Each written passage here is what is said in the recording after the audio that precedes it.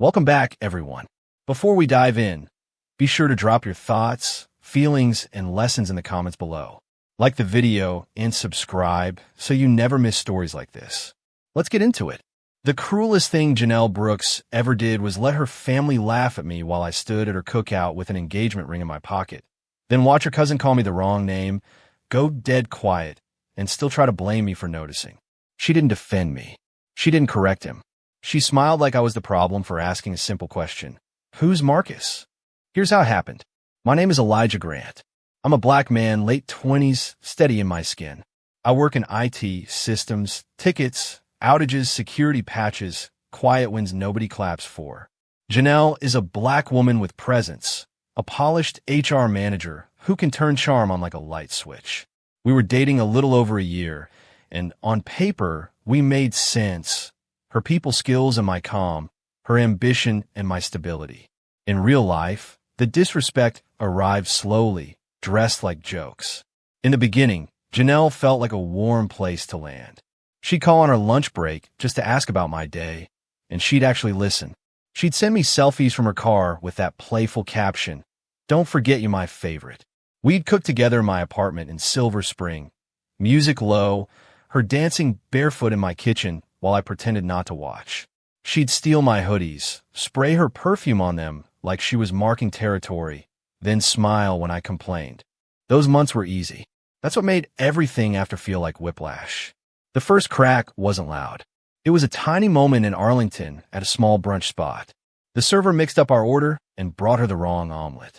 Janelle's smile stayed, but her tone turned sharp. "So you just don't listen," she said, like the woman was a child. I watched the server's face fall. I said gently, "It's okay. We could just fix it." Janelle glanced at me like I'd embarrassed her by being kind. On the way out, I said, "You didn't have to talk to her like that." Janelle didn't apologize. She shrugged. It's called standards. A few weeks later, she was late to dinner at National Harbor. 40 minutes, no call, no warning, just silence. I texted twice. "You good? Is everything okay?" When she finally walked in, she didn't look flustered or sorry. She looked annoyed that I was sitting there. "Why are you making that face?" she asked, sliding into the booth. I said I was worried. She waved her hand. "I'm here now." I asked for an apology calmly. She leaned back and smiled like she was winning something. "I'm not apologizing for having a life, Elijah." I remember staring at the candle between us, watching it flicker, wondering how someone could turn basic courtesy into an argument. I wasn't raised like that.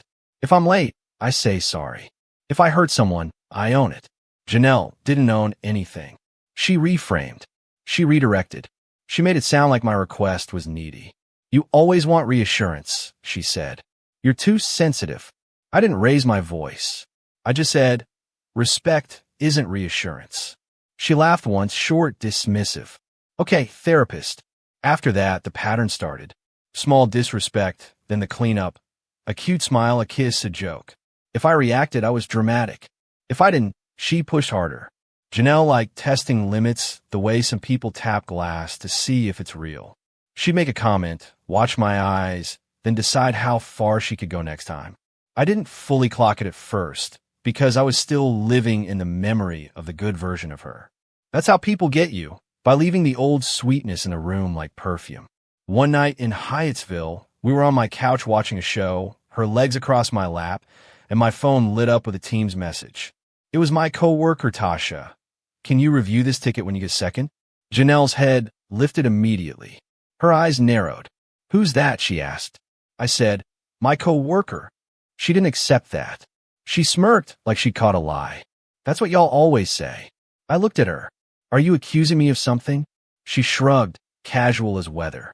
"If it walks like it and talks like it, so because a woman works with me, I'm guilty?" I asked. Janelle rolled her eyes. "You're doing too much. It's just weird."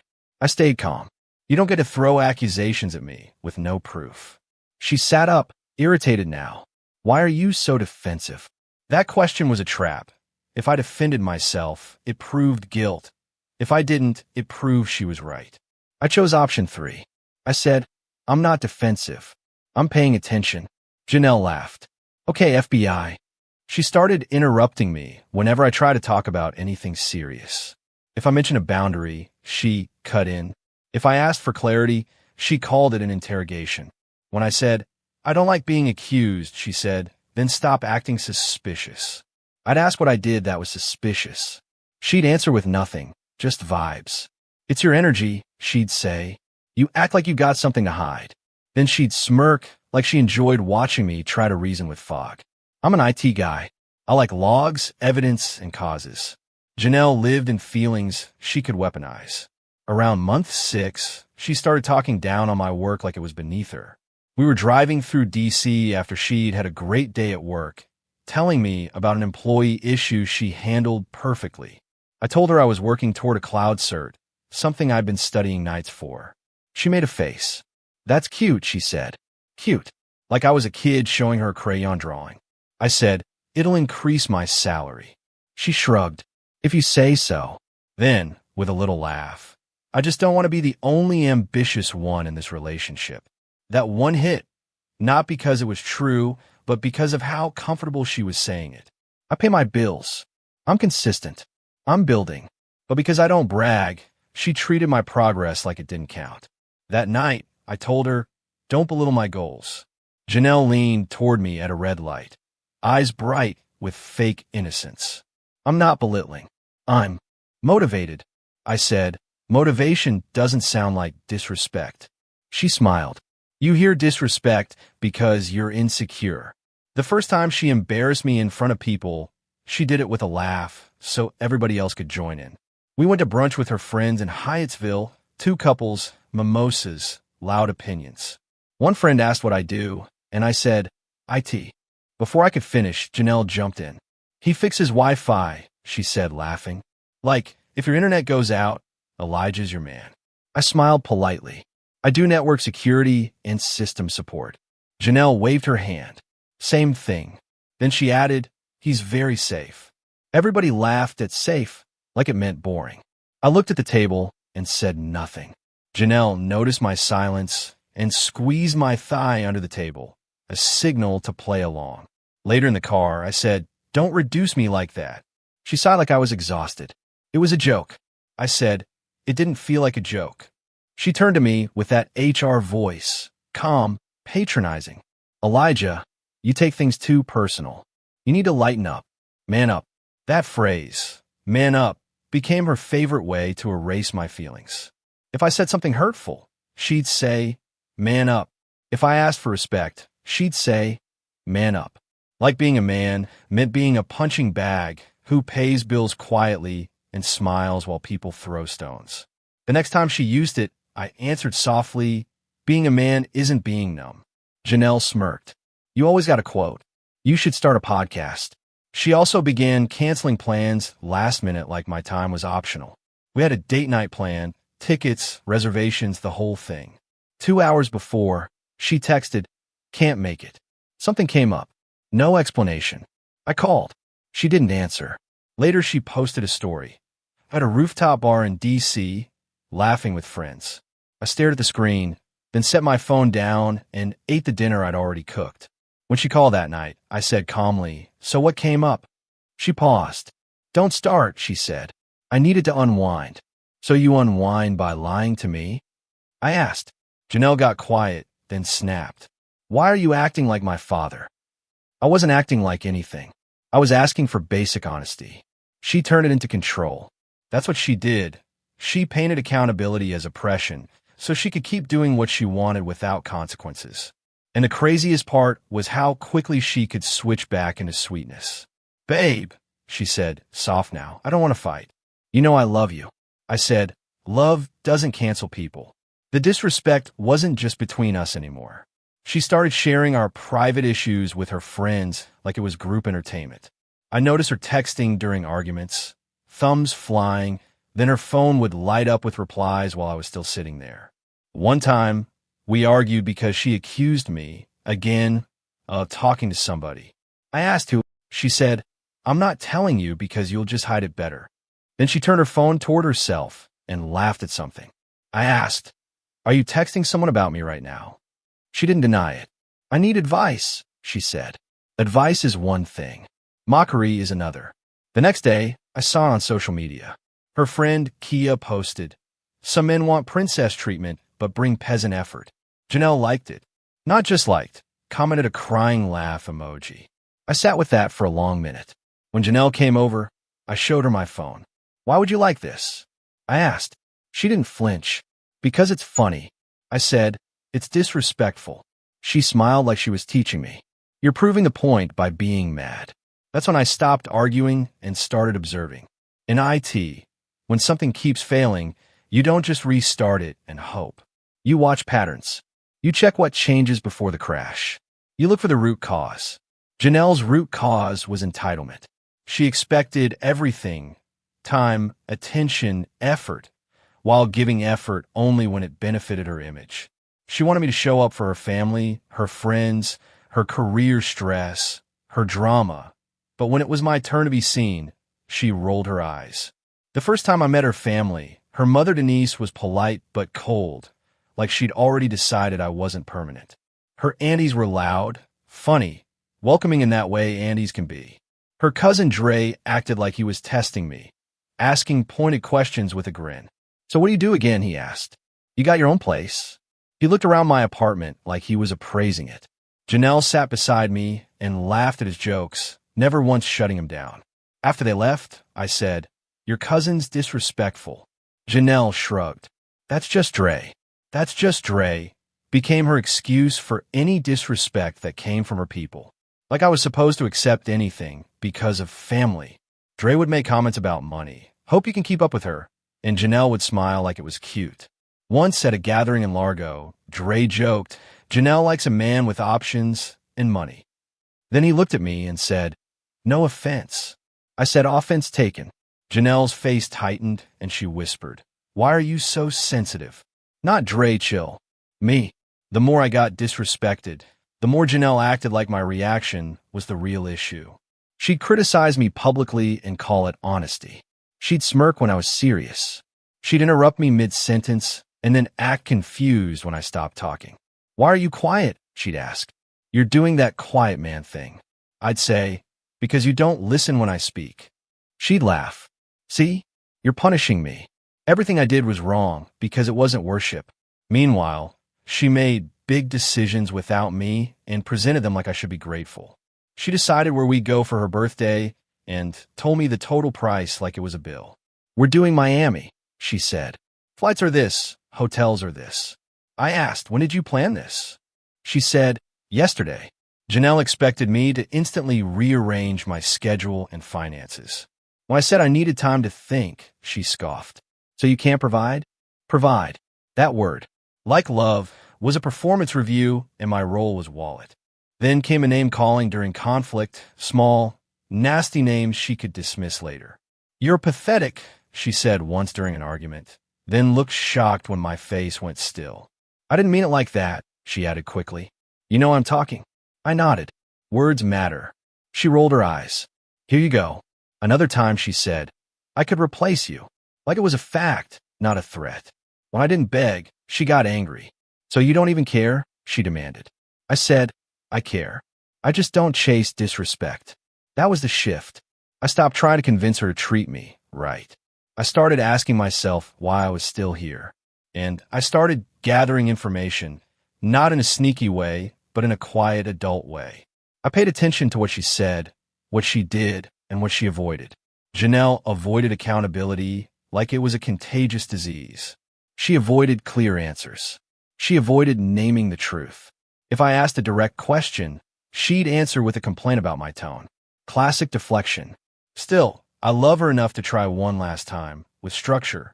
I planned a sit-down conversation like I'd plan a project, goal, boundaries, action steps. I told her, I need respect in private and public. No more accusations without proof. No more canceling plans without honesty. No more sharing our issues with your friends. If there's a problem, bring it to me first. She listened with a smile that didn't reach her eyes. When I finished, she nodded slowly and said, "So, basically you wanted to walk on eggshells." That's what she heard. Not respect, but restriction. "No," I said. "I want partnership." Janelle sighed, then hit me with a soft knife. "Elijah, you're a good guy, but you're not." You're not that kind of man. I asked what kind. She shrugged. A man who leads. I almost laughed because I do lead. I just don't lead by yelling. I said, leadership isn't disrespect. Janelle smirked. You're always trying to sound deep. Despite all that, I was still planning to propose. Not because I was blind, because I believed commitment could anchor people. I believed, foolishly, that if I showed her I was serious, she'd stop playing games. I picked a ring that matched her taste. Simple, elegant, nothing flashy, real quality. I talked to her mother. Denise didn't smile, but she said, if that's what y'all want. I took that as permission. I chose the cookout because Janelle loved her family moments, pictures, laughter, the whole community vibe. I wanted to honor that. I didn't realize I was walking into a trap. The cookout was in Bowie, Maryland, at her aunt's house. Big backyard, smokers going, R&B playing from a speaker. Kids running around with popsicles. Men posted up near the grill like they were guarding it. Women in lawn chairs calling out jokes like they were commentators. I arrived with a bottle of something nice and a calm smile. Janelle looked gorgeous, sundress, gold hoops, hair laid. She kissed my cheek and said, loud enough for people to hear, my man came through. Then she whispered, don't embarrass me today. I should have heard the warning in that. For the first hour, I played my role. I greeted aunties, shook hands, and took compliments like a good guest. Dre appeared with that grin and a beer in his hand, acting like the mayor of disrespect. So you're still doing that little computer job? He asked. I smiled. Yes. He laughed. Okay. As long as you take care of her. Janelle laughed too, leaning into his joke like it was harmless. I stood there, steady, feeling the ring box like a secret in my pocket. Then Dre slapped my shoulder, looked me dead in my face, and said loudly, what's up, Marcus? You made it. The word landed like a drop plate. My name's Elijah. I corrected him calmly. It's Elijah. Dre's grin fell off. Not confusion, recognition. His eyes flicked past me to Janelle. His mouth opened, then closed. He went silent. The whole little circle around us changed energy. People looked away too fast. That's how you know something is real. I turned to Janelle. She was smiling, public smile, shiny and practiced. Babe, you okay? She asked like I was the one who'd done something wrong. I asked quietly, who's Marcus? Her smile twitched. She didn't answer. She said, not here.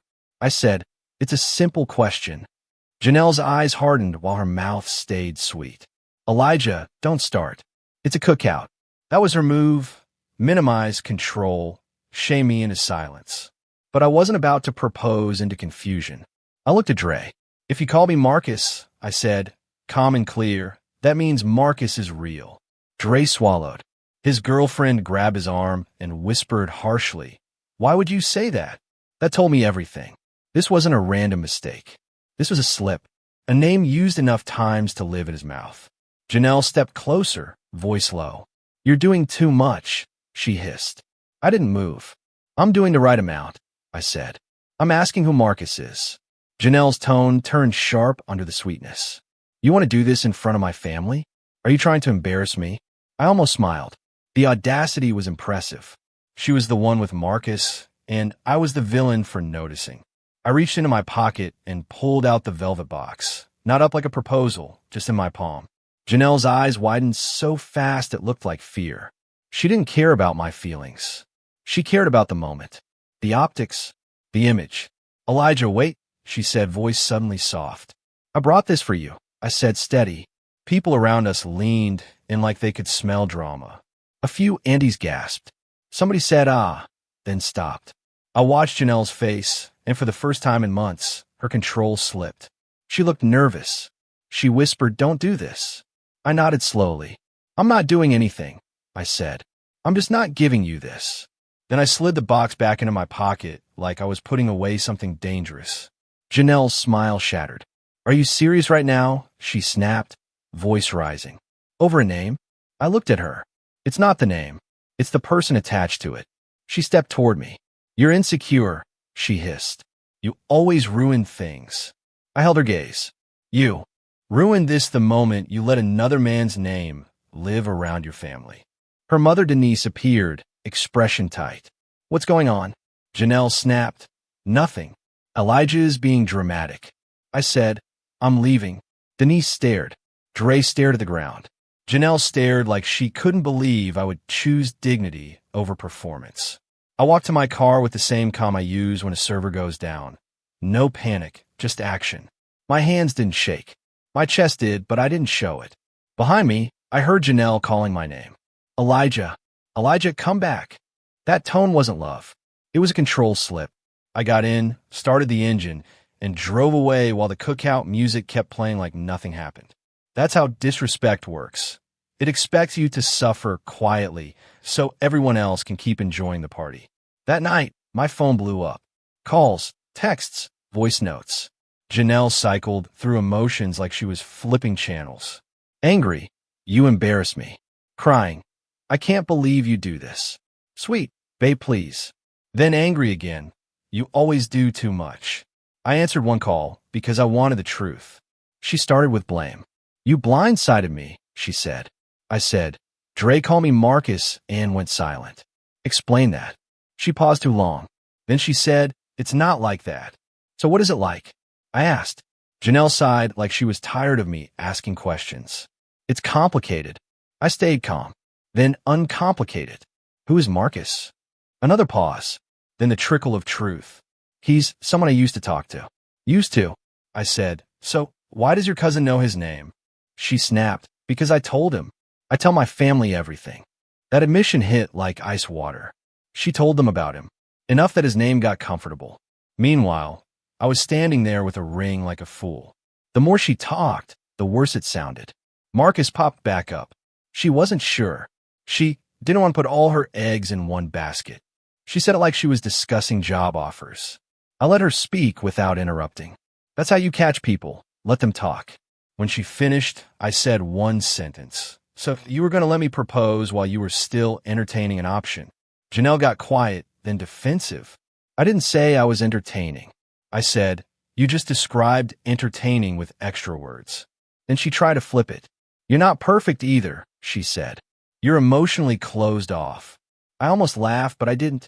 I'm emotionally careful, I said. Because you punish honesty. Janelle scoffed. Whatever. You're mad because you can't control me. That was her favorite lie, turning boundaries into control. I said, I'm not trying to control you. I'm trying to choose what I accept. She went quiet again.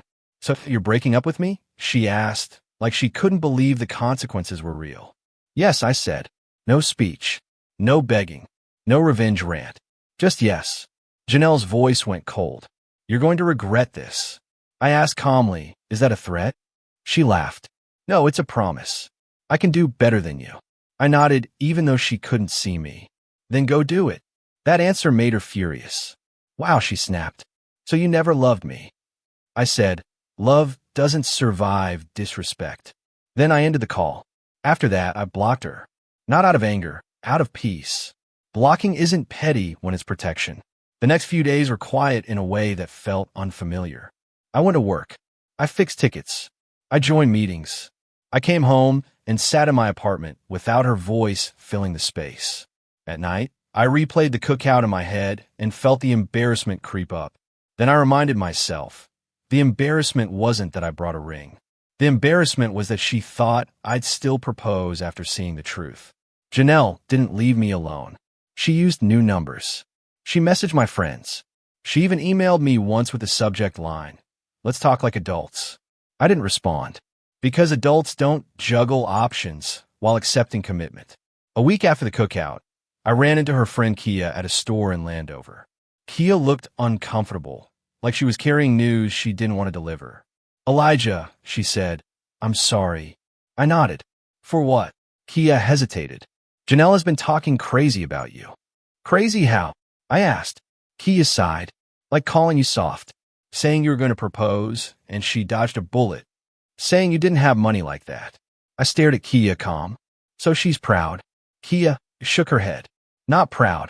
Just Janelle. She always got to win. Then Kia lowered her voice. And she was venting at work too. That caught my attention. At work? Kia nodded. Like telling co-workers you were needy, controlling, all that. Here's the thing about HR managers. Their job depends on trust, discretion, professionalism. If you're the person people go to with sensitive issues, you can't be messy. Janelle was messy with a pretty filter. Kia told me Janelle had been laughing with co-workers about almost getting a ring out of an IT dude. She'd said it like I was a prize ticket she almost cashed. Kia looked guilty. I told her to chill, she said. But you know she doesn't listen. I nodded. She never does. I didn't ask for more. I didn't need it. I already knew who Janelle was when she felt entitled. The karma didn't come from me plotting. It came from her mouth finally meeting the consequences. What I heard later, through mutuals, not through her, was that she said something reckless in the wrong company. A coworker had been going through a real issue, and Janelle, trying to be funny, made a comment that sounded like she was mocking it. Not just about me. And apparently, somebody reported her for being unprofessional and for discussing private matters too casually. In any other department, that might be a slap on the wrist. In HR, it becomes a spotlight. Suddenly, Janelle's days changed. Quiet meetings, closed doors, that stiff tone in emails that starts with per our conversation. She tried to play it off, but people noticed. And when people notice HR is being reviewed, the respect shifts. Janelle lived in respect. She lived on being the one in control. Now she was the one waiting for updates. That kind of stress doesn't look cute. It doesn't respond to charm. It just sits on your chest until you learn humility or you break. She texted me from a new number late one night. Please. I'm going through it. I need you. I stared at the message for a while. Not because I wanted to answer, because it was such a perfect example of her mindset. When she had power, she disrespected me. When she lost control, she wanted comfort. And she didn't even start with accountability. Now I'm sorry. No, I lied. I just need you. Need without respect is just taking a different name. A day later, she showed up at my apartment. I looked through the peephole and saw her standing there in a neat coat, hair done, face tired under the makeup. She knocked again, soft at first, then harder. Elijah, she called. Please. I opened the door, but didn't invite her in. I stood in the frame like a human boundary made human. What do you want? I asked. Her eyes filled quickly. I messed up, she said. That was the first time I'd heard even a hint of ownership. How? I asked calm. Janelle blinked, confused. What do you mean, how? I said, explain what you did. Don't just say the words. Her mouth opened, then closed. She tried to skip emotion. I miss you, she said. I can't sleep. I nodded. That's not an explanation. Her voice sharpened. Why are you being like this? There was the older, the one who hated being asked to be accountable. I said quietly, because the version of me who accepted disrespect isn't available anymore. Janelle's tears stopped like a switch. So you're really going to throw this away? She asked. I said, you threw it away at the cookout. She flinched. It was one mistake, she insisted. I shook my head. It wasn't one mistake. It was months of you accusing me without proof, canceling on me, talking down on my work, embarrassing me, sharing our issues with your friends, threatening to replace me, dismissing my feelings, and then letting your family treat me like I was temporary. Janelle looked stunned, like she couldn't believe I had receipts. You kept score, she snapped. I almost smiled. No, I said. I kept reality. She tried to step forward. I didn't move. I'm changing, she said. I can be better. I asked one final question. Where was that energy when I was asking for basic respect? Janelle's eyes flickered. She didn't have an answer, because the truth was simple. She thought I'd stay no matter what. She thought my calm meant weak. She thought my quiet meant controllable. And Marcus? I asked because I wasn't going to let her dodge the route. Janelle's jaw tightened. Nothing, she said. It's done. I nodded. Is it done because you chose me? Or because it got messy? She glared. Why are you obsessed with him? I said, I'm not obsessed with him. I'm measuring you. That made her furious because it was true. Janelle wasn't used to being measured. She was used to being accepted. She tried one last tactic, threats dressed as pride. I'll find someone who appreciates me, she said. I nodded. I hope you do. That answer broke her expression. She wanted me to fight. She wanted me to beg. She wanted proof that she still had power. I didn't give it. I said, I'm not your enemy, Janelle. I'm just not your option. She blinked hard, like she was holding back something ugly. You think you're so perfect, she whispered. I said no. I just know what I won't accept. Janelle stood there a long second. Then her face softened again, but it was too late. Elijah, she said quietly, I really did love you. I believe she believed that. Some people think love is possession. Some people think love is having someone stable while they chase excitement elsewhere. I said gently, love doesn't humiliate people. Janelle's eyes filled again, but this time I didn't feel guilty. I felt clear. I stepped back and said, take care of yourself. Then I closed the door. The next month, I heard through mutuals that her job situation didn't end in fireworks, just consequences. A formal warning, mandatory training, a supervisor checking in more than usual. People are watching her more closely. She hated it, not because she suddenly understood respect, but because she couldn't stand being monitored the way she tried to monitor me. Meanwhile, Marcus apparently wasn't as magical as the fantasy. Options aren't comforting when you realize none of them actually choose you with honor. Janelle's life didn't collapse. It just lost its sparkle, and she didn't know how to live without applause. As for me, I put the ring money into something that couldn't smirk at me. I finished my certification. I upgraded my role. I started running again in the mornings, not for revenge, just to feel like myself. I spent more time with friends who didn't treat love like a game. And the strangest part was how peaceful it felt to be alone. Not lonely, peaceful. Like my home finally belonged to me again. I realized my calm wasn't weak. It was discipline. And discipline is what saved me. Months later, I drove past a park in Bowie and saw a family cookout starting up.